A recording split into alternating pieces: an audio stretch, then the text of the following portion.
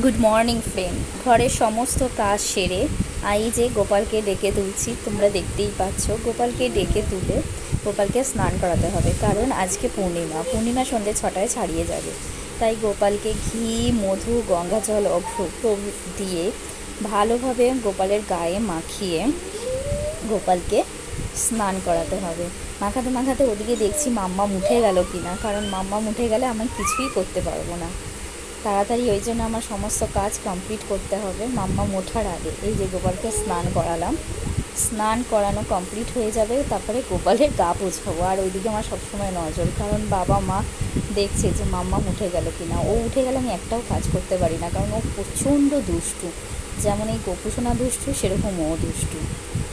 এই যে ভালোভাবে গোপালকে স্নান করিয়ে দিয়ে গোপালের গা পুছিয়ে এবার গোপালকে নতুন বস্ত্র আজকে পরাবো।